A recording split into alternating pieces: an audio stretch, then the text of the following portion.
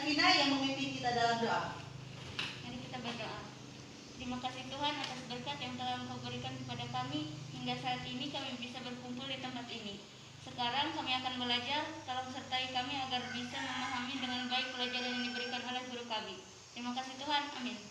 Terima kasih Elvina. Baiklah anak-anak, sebelum kita lebih lanjut ke dalam proses pembelajaran, silakan siapkan diri kalian, siapkan Alkitab, siapkan buku siswanya, pensil, pulpen, agar nanti kalian bisa mencatat apa saja poin-poin penting yang kalian dapatkan dalam proses pembelajaran kita pada hari ini. Nanti dalam proses pembelajaran kalian akan ibu bagi dalam beberapa kelompok. Kalian ada berapa ini? Ada 8 orang. Apakah semuanya hadir hari ini? Berarti semua hadir, tidak ada yang tidak turun ya? Berarti karena semua dalam keadaan sehat, kita bisa hari ini bersama-sama menjalani proses pembelajaran. Nanti akan ibu bagi kalian menjadi 2 kelompok ya. 2 kelompok, jadi 1 kelompok terdiri dari 4 orang. Baiklah anak-anak, apakah kalian masih ingat apa yang kita bahas pada pertemuan minggu yang lalu? Saya Bu. Ya silakan Stevia. Kita membahas pelajaran pada bab 3, memilih untuk tidak berputus asa. Iya betul sekali. Ada yang masih ingat apa saja yang kita bahas dalam materi tersebut? Silakan Elvina. Kita membahas pelajaran pada bab 3. Iya, kita membahas pelajaran pada bab 3. Judulnya apa Elvina? Pada materi yang lalu kita membahas tentang arti berputus asa, yaitu putus harapan. Keadaan di mana seseorang tidak memiliki harapan. Iya, keadaan di mana seseorang tidak memiliki harapan. Iya, terima kasih. Ada lagi yang ingat apa pesan Yesus tentang bagaimana menghadapi agar hidup tidak berputus asa? Saya Bu. Ya, silakan. Dalam Injil Matius 6 ayat 25-34 intinya 1. Agar kita tidak usah khawatir akan kehidupan kita sendiri seperti makanan, minuman, pakaian. Kedua, yang utama dalam kehidupan menjalani kehidupan ini adalah mencari kerajaan dan kebenarannya. Jangan khawatir akan hari esok, selalu mengandalkan pertolongan pada Allah Bapa. Iya, terima kasih. Jadi itu ya yang kita bahas pada pembelajaran yang lalu. Ada 3 inti dalam Injil Matius 6 ayat 25 sampai yang ke-34 seperti yang dibacakan oleh teman kalian Peggy tadi. Baik anak-anak, terima kasih atas penjelasan dari materi yang telah lalu. Hari ini kita akan membahas pembelajaran pada bab 4, yaitu dampak hidup beriman dan berpengharapan. Diharapkan nanti kalian setelah mempelajari materi ini bisa menjadi orang yang percaya pada janji-janji Allah, taat kepada kehendak Allah, serta menyerahkan hidupnya sepenuhnya ke dalam kedaulatan Allah.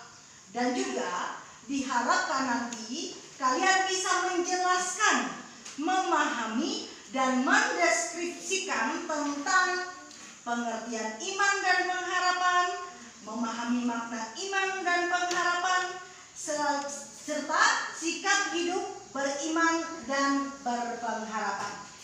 Anak-anak, sebelum kita masuk dalam materi ini, Ibu akan membacakan yaitu kompetensi inti, kompetensi dasar, dan tujuan pembelajaran kita. Tujuan pembelajaran kita pada hari ini yaitu melalui pembelajaran program Basic Learning, anak-anak kelas 8 diharapkan dapat mampu pertama, menjelaskan pengertian iman dan pengharapan. Yang kedua, memahami makna hidup beriman dan berpengharapan. Yang ketiga, kalian nanti diharapkan mampu mendeskripsikan sikap hidup beriman dan berpengharapan. Yang terakhir, kalian bisa membuat cerita salah satu tokoh Alkitab yang menunjukkan hidup beriman dan berpengharapan. Baik anak-anak, silakan kembali fokuskan diri kalian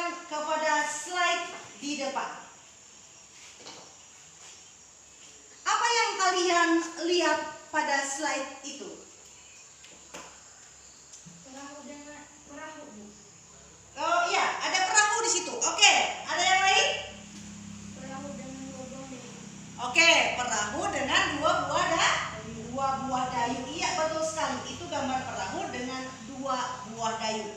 Apakah ada yang tahu maksud dari gambar perahu dan dayung tersebut dalam hubungannya dengan materi kita hari ini, iman dan pengharapan? Saya, Bu. Mungkin maksudnya perahu itu kalau tidak ada dayung tidak bisa jalan, Bu. Perahu itu kalau tidak ada dayung tidak bisa jalan. Ada lagi? Tidak bisa menepi ke pinggir, Bu. Tidak bisa menepi ke pinggir. Oke. Apakah ada lagi? Bisa tenggelam. Bisa tenggelam. Iya? Oke, semua pendapat kalian tidak ada yang salah ya. Perahu tersebut melambangkan kehidupan. Sedangkan dua buah dayung melambangkan iman dan pengharapan. Jadi seperti ini, silakan kalian buka buku siswa halaman 24, dampak dari hidup beriman dan berpengharapan. Memahami makna iman dan pengharapan, silakan lihat slideshow di depan. Kemudian perahu pada gambar di depan berfungsi sebagai kekuatan yang menggerakkan perahu. Jadi, jika tidak ada dayung, maka perahu tidak akan jalan. Iya. Fungsi iman dan pengharapan di sini diibaratkan seperti dayung dan perahu. Ya, suaranya ya. Seperti dayung dan perahu. Demikian juga jika tidak ada iman dan pengharapan, maka kehidupan tidak akan jalan. Maksudnya seperti ini. Tanpa dayung, perahu itu kan bisa terombang-ambing di tengah sungai atau di tengah danau. Dan bisa juga akhirnya apa? Bisa menyebabkan perahu tersebut tenggelam dan terdampar. Iya. Nah, begitu juga dalam kehidupan kita. Bila tanpa iman dan pengharapan, maka hidup kita tidak akan ada tujuan. Seperti perahu tadi akan terombang-ambing, baik itu dalam perbimbangan, keraguan, bahkan kalian bisa menyebabkan kalian terbujuk untuk melakukan perbuatan-perbuatan yang tidak baik atau menyimpang. Misalnya teman yang membawa, ayo kita merokok misalnya. Karena iman dan pengharapan tadi tidak kuat, maka mau saja dia diajak melakukan perbuatan-perbuatan yang tidak baik. Baiklah, selanjutnya, bagaimana iman dan pengharapan dapat bertumbuh? Iman dan pengharapan tidak secara otomatis dapat bertumbuh. Laksana tumbuhan, di mana iman dan pengharapan itu membutuhkan pupuk, sama seperti tanaman yang membutuhkan pupuk supaya subur. Jadi iman dan pengharapan kalian juga membutuhkan pupuk. Ada yang tahu apa saja pupuk dari iman dan pengharapan? Berdoa. Ada lagi? Beribadah, iya. Selain itu iya, membaca Alkitab itu pupuk iman dan pengharapan agar dapat bertumbuh. Selanjutnya kita masuk dalam makna iman dan pengharapan. Kata iman dalam pengharapan berarti berpegang teguh. Jadi beriman di sini berarti berpegang teguh pada keyakinan yang dimiliki akan sesuatu hal, karena hal itu dapat dipercaya dan diandalkan. Dapat kita lihat di situ, iman selalu berkaitan dengan percaya. Kenapa? Karena beriman berarti kita percaya. Percaya kepada siapa? Tuhan siapa? Tuhan Yesus Kristus. Jadi kata pengharapan juga tidak terlepas dari iman kepada Tuhan. Kenapa demikian? Karena iman membangkitkan pengharapan, sekaligus mendorong seseorang untuk mewujudkan pengharapan itu dalam pikiran. pikiran, perkataan, dan perbuatan kita. Oke, ciri-ciri dampak hidup beriman. Bisa kalian lihat di situ, orang yang imannya bertumbuh, kita dapat lihat ciri-cirinya. Yang pertama, seperti dalam penjelasan Alkitab mengatakan, ciri-ciri dari dampak hidup beriman dan berpengharapan adalah: pertama, tidak mengandalkan diri sendiri, tapi mengandalkan siapa? Tuhan. Mengandalkan Tuhan. Oke. Apalagi di situ dikatakan menjadi orang yang setia. Iya. Selain menjadi setia, apa lagi? Selanjutnya apa? Sanggup bersukacita dalam kesesakan. Maksudnya seperti ini. Ketika kita menghadapi permasalahan dalam kehidupan, kita mampu tetap mengucap syukur. Karena apa? Kadang-kadang ketika orang menghadapi suatu permasalahan, apalagi duka cita, ketika dia mengalami hal tersebut, dia tidak sadar bisa menyalahkan Tuhan. Nah, kalau orang yang beriman dan berpengharapan, dia akan bersukacita di tengah kesesakan. Selanjutnya apa itu dikatakan?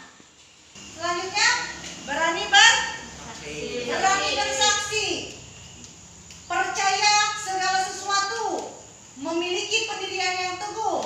Selanjutnya, tidak mudah terpengaruh. Betul sekali, tidak mudah terpengaruh. Maksudnya yang seperti dijelaskan tadi ya, ketika temannya mengajak kita melakukan perbuatan-perbuatan yang negatif, yang tidak baik, kita bisa mengatakan tidak kepada hal tersebut. Oke, selanjutnya apa? Memiliki sikap hati yang benar. Memiliki sikap hati yang benar. Apalagi? Memiliki keyakinan yang kokoh. Tidak menyesali kemalangan, katanya di situ. Tegar di tengah persoalan.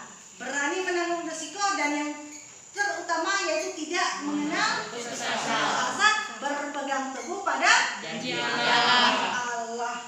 Oke, dapat kita lihat. Selanjutnya, apa sih janji Allah kepada orang-orang yang memiliki iman dan pengharapan? Yang pertama di situ dapat kita lihat apa? Tidak akan pernah dikecewakan.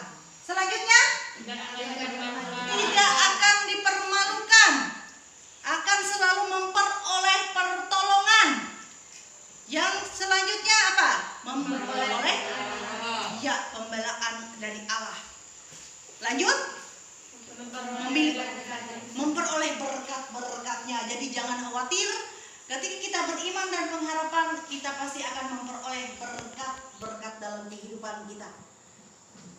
Yang utama memiliki berkat. Ketika kita mengatakan kita beriman kepada Tuhan Yesus Kristus, kita percaya kepada Tuhan Yesus Kristus, maka otomatis kita akan memperoleh yang namanya anugerah hidup yang kekal di dalam Tuhan kita Yesus Kristus. Selanjutnya janji Allah, memperoleh kekuatan, memperoleh penghiburan. Maksudnya di situ ketika kita menghadapi permasalahan dalam kehidupan tadi, kita pasti akan selalu dihibur dan dikuatkan oleh Allah agar kita mampu menghadapi permasalahan. Yang selanjutnya apa? Akan mendapatkan kemerdekaan dari perbudakan. Maksudnya seperti ini. Kemerdekaan dari perbudakan adalah dari perbuatan-perbuatan dosa kita. Bisa dimengerti sampai situ? Bisa.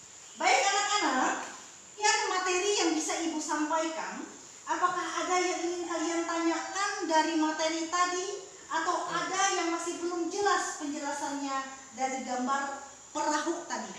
Silakan bisa kalian tanyakan. Ya, silakan Yani, Febi. Saya ingin bertanya, apa ciri-ciri orang memiliki iman dan berpengharapan? Kedua, apa ciri-ciri orang yang tidak memiliki iman dan berpengharapan? Oke, si Febi bertanya, apa ciri-ciri orang yang memiliki iman dan pengharapan, dan apa ciri-ciri orang yang tidak memiliki iman dan pengharapan. Selanjutnya ada yang ingin bertanya lagi? Saya Bu, 3 apa yang harus kita lakukan agar iman dan pengharapan kita tidak tadi bisa ada dalam kehidupan kita? Iya, Baiklah, terima kasih untuk Feby dan Jo yang sudah bertanya bagi kita pada pagi hari ini. Bisa bantu Ibu, kalian tuliskan di papan tulis supaya nanti bisa kita bahas dan jawab bersama-sama. Silakan Feby tulis. Silakan tuliskan di papan tulis. Itu penghapus Feby.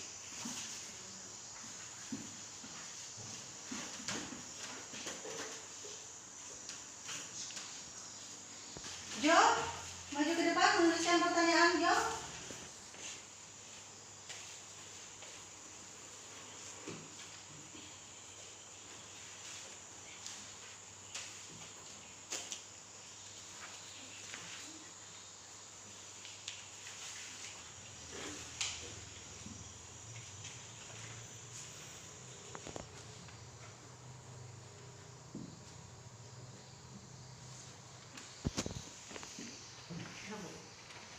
Ya, silakan. Terima kasih, Jo. Apa ciri-ciri orang yang memiliki iman dan pengharapan? Yang kedua, apa ciri-ciri orang yang tidak memiliki iman dan berpengharapan? Yang ketiga, apa yang harus kita lakukan agar iman dan pengharapan kita tadi bisa ada dalam kehidupan kita? Bisa ada, terus ada ya, maksudnya seperti itu dan tidak pertanyaannya. Silakan, ada yang bisa bantu Ibu untuk menjawab? Ya, silakan. Berarti yang nomor 1 ya. Ciri-ciri orang yang memiliki iman dan pengharapan? Percaya pada janji Allah. Oke, percaya pada janji Allah. Ada lagi? Kehendak Allah. Oh iya, taat kepada kehendak Allah. Lanjut, siapa lagi ada yang bisa membantu Ibu? Saya, Bu. Ya, Happy. Tidak mengandalkan diri sendiri dan tidak mudah berputus asa. Ya, tidak mengandalkan diri sendiri dan tidak berputus asa. Ya, semua jawaban kalian semuanya benar. Ciri-ciri orang yang memiliki iman dan pengharapan tadi apa? Taat pada kehendak Allah, setia, tidak mengandalkan diri sendiri dan tidak berputus asa. Baiklah, yang nomor 2, ada yang bisa bantu Ibu? Saya, Bu. Ya, silakan. Pesimis, Bu. Pesimis, berarti orang yang tidak, ciri-ciri orang yang tidak beriman dan berpengharapan menjadi orang yang pesimis. Ya, ada yang lain? Bu. Ya, silakan. Selalu bersungut-sungut, Bu. Suka menyalahkan orang lain, terutama Tuhan. Iya, selalu bersumut-sumut, suka menyalahkan orang lain dan terutama mungkin dia bisa menyalahkan Tuhan. Jadi itu salah satu ciri-ciri orang yang tidak memiliki apa? Iman dan pengharapan. Oke. Selanjutnya ada lagi? Saya, Bu. Ya, silakan.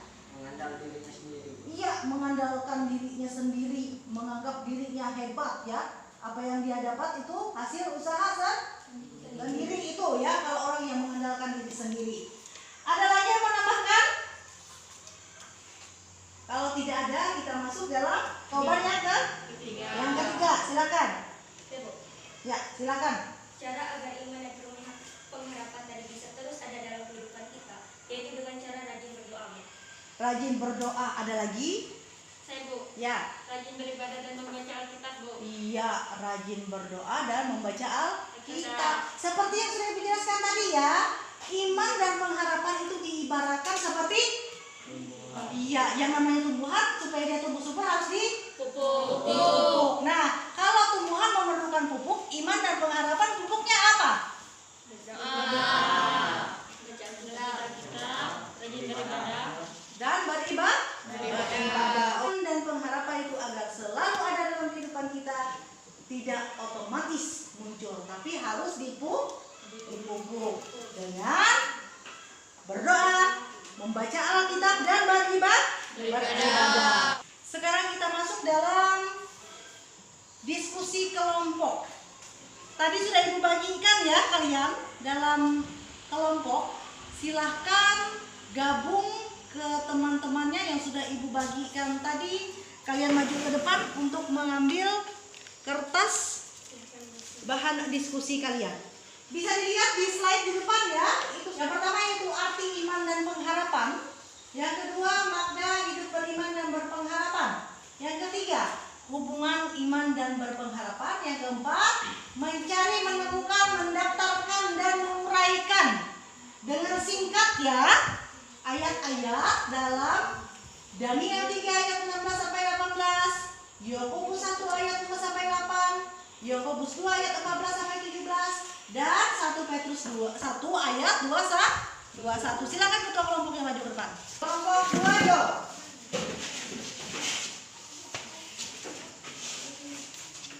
Kelompok 2 yo.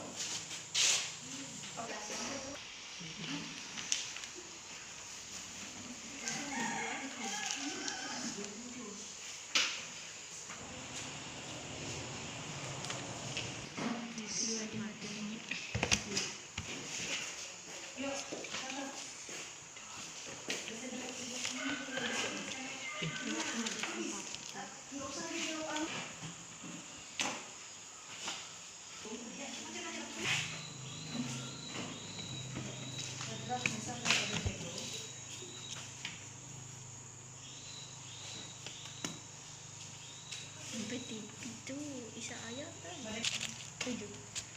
Aku telah mengerti.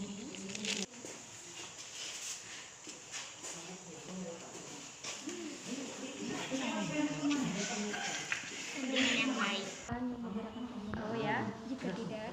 Gimana? Gimana? Ada dayung. Ini sampai sini mati. Gimana? Yang sejati. Tidak akan jalan. Harus aku. Sudah? Nomor berapa lagi? 3. Nomor 3 pertanyaannya apa? Hubungan iman dan pengharapan. Nomor 3. Tidak.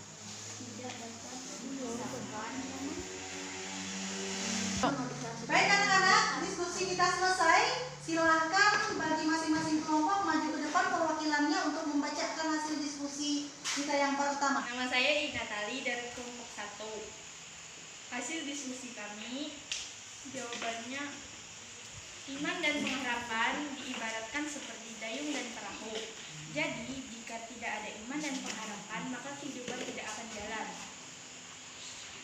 Jika tanpa iman dan pengharapan, maka kamu tidak hidup tanpa tujuan. Terombang-ambing oleh kebimbangan, keraguan, dan berbagai kehidupan untuk melakukan hal-hal yang menyimpang. Sebut nomornya, In. Pisahkan sebab dengan iman muncul pengharapan kepada Tuhan, yaitu sikap orang percaya yang mengenal Tuhan, Mengandalkan. Tuhan. Tolong suaranya ya. Baik teman-teman, nama saya Febi Nabila, saya dari kelompok 2. Nomor 1. Jawaban nomor 1. Kata iman dalam perjanjian lama berarti berpegang teguh, beriman berarti berpegang teguh pada keyakinan akan suatu hal, karena hal itu dapat dipercaya dan diandalkan. Demikianlah iman selalu berkaitan dengan percaya. Beriman berarti kita percaya kepada Allah yang telah menyatakan diri di dalam Yesus Kristus. Jawaban nomor 2. Tanpa iman dan berpengharapan, maka kamu hidup tanpa tujuan, terombang-ambing oleh keimbangan, keraguan, dan berbagai pujukan untuk melakukan hal-hal yang menyimpang. Ibrani 6 ayat 19, pengharapan adalah saung yang kuat dan aman bagi jiwa kita. Nomor 3, contohnya dayung berfungsi sebagai kekuatan yang menggerakkan perahu. Jika tidak ada dayung, maka perahu tidak akan jalan. Terima kasih. Terima kasih 2. Baiklah. Ada yang ingin menanggapi? Presentasikan hasil diskusinya. Silakan. Yuk, Nama saya Stevia Nover dari kelompok 1. Ini adalah hasil dari diskusi kami. Nomor 4, Daniel 3 ayat 16 sampai 18.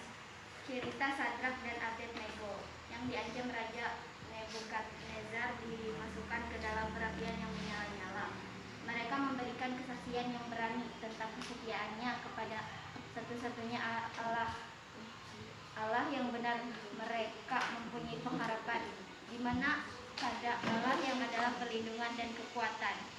Yakobus 1 ayat 2 sampai 8. Pencobaan kadang-kadang menimpa kehidupan yang percaya supaya Allah dapat menguji kesungguhan iman mereka. Kesulitan dan cobaan membuat orang percaya semakin dekat kepada Allah. Yakobus 2 ayat 14 sampai 17. Iman yang menyelamatkan ialah iman yang bekerja oleh kasih. Jika tidak berhenti menanggapi kasih karunia Allah dan pimpinan roh, maka iman kita akan mati. 1 Petrus 1 ayat 21. Yesus Kristus dalam penderitaannya merupakan rencana Allah yang harus dijalankan demi menebus dosa manusia. Berdasarkan kepercayaan kita terhadap Yesus Kristus, itulah iman kita berserah kepadanya. Dan Sandi, saya akan membacakan jawaban nomor 4 dari kelompok 2. Cerita Sedrak, Mesak, dan Abednego. Mereka memiliki iman dan mengandalkan mentaati Allah tanpa menghiraukan akibatnya. Mereka setia mempertahankan imannya pada janji Allah. 2 Yakobus 1 ayat 2 sampai 8. Iman dan hikmat. Orang Kristen diminta untuk bersukacita di dalam pencobaan. Buah dari penganiayaan ialah ketekunan iman. Ketekunan merupakan sebuah proses yang berlanjut terus di dalam kehidupan orang Kristen dengan sasaran mencapai tingkat sempurna atau kedewasaan iman. 3 Yakobus 2 ayat 14 sampai 17. Iman yang menyelamatkan senantiasa merupakan iman yang hidup dan tidak berhenti dengan sekedar mengaku Kristus sebagai juru selamat, tapi dan tekun hingga membentuk keberadaan kita. Iman tanpa perbuatan adalah iman yang mati. 1 Petrus 1 ayat 21. Kristus adalah jembatan bagi umat manusia untuk datang kepada Allah dan memperoleh pengampunan dan keselamatan. Tindakan Allah menyelamatkan manusia merupakan pemenuhan umatnya. Kristus Yesus yang telah berkorban bagi umat manusia. Ya, terima kasih untuk kelompok 1 dan kelompok 2 yang sudah membacakan hasil diskusinya serta kesimpulan dari diskusi yang sudah kita lakukan secara bersama-sama. Diskusi kita telah selesai. Terima kasih untuk presentasinya. Mari kita sama-sama bertepuk tangan untuk kalian karena sudah melaksanakan diskusi dengan baik. Ibu akan memberikan materi atau pekerjaan rumah yang kalian kerjakan nanti di rumah dan nanti kalian kumpulkan pada pertemuan kita yang berikutnya. Baik anak-anak, sebelum kita menutup pembelajaran kita kembali berdoa. Ya, maju ke depan, berdoa. Di situ. Ya, berdiri. Mari kita berdoa. Ya Tuhan, pelajaran kami telah selesai dan sekarang kami ingin pulang ke rumah kami masing-masing. Kiranya Tuhan melindungi dan menyertai kami di perjalanan agar kami bisa sampai dengan selamat. Inilah doa kami ya Tuhan yang kami alaskan di dalam nama anak-Mu Tuhan Yesus Kristus. Kami mengucap syukur. Amin. Terima kasih Stipia. Baik anak-anak, pelajaran kita selesai. Kita bertemu minggu depan. Tuhan Yesus memberkati.